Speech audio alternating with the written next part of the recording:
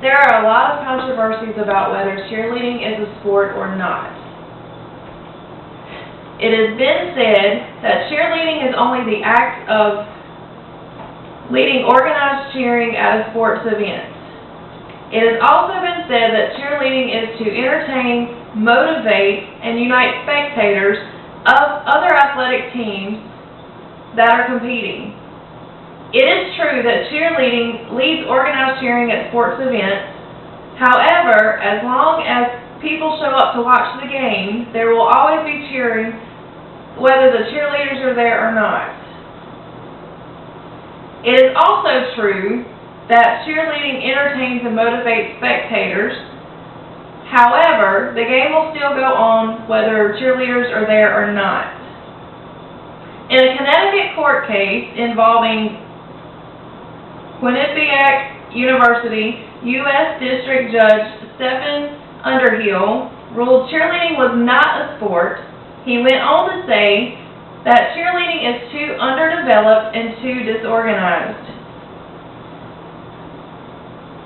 Webster defines an athlete as a person who is trained in or good at games and exercises that require physical skill, endurance, and strength.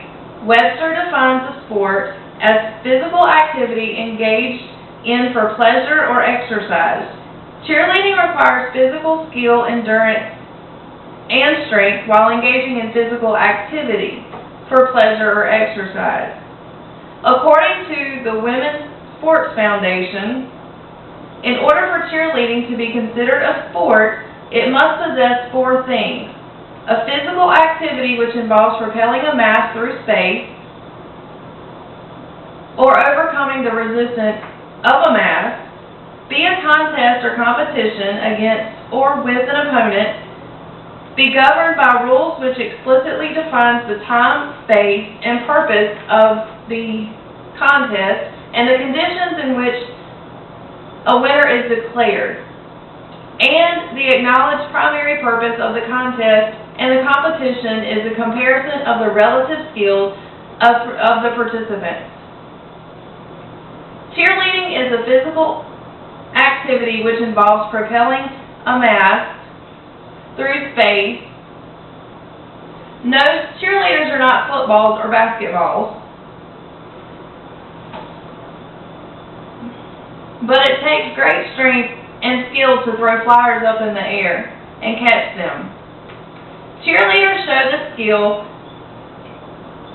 and prove this first point of propelling a mass through space through their basket tosses and high-flying toe touches, not to mention their pyramids.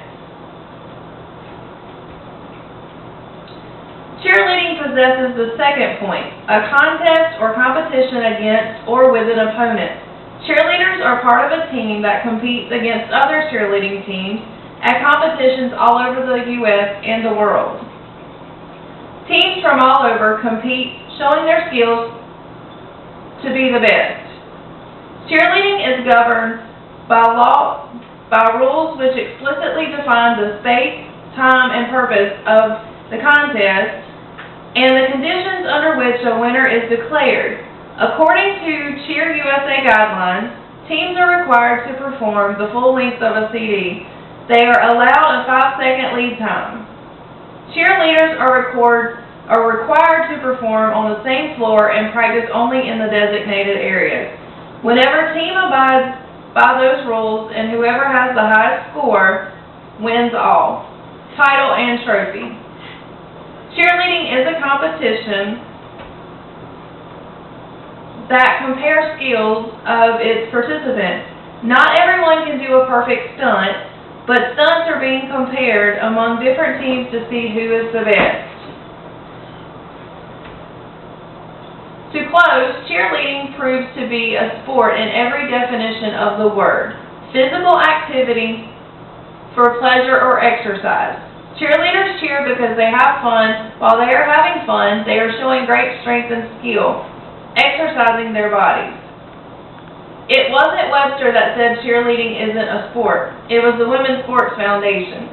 Cheerleading proves them wrong because it has all four things to make it one: physical activity propelling a mass through space, a contest against an opponent, governed by rules, setting time, space, and purpose, and acknowledge primary purpose comparing skills. Here are some famous cheerleaders that you may not have realized they were cheerleaders.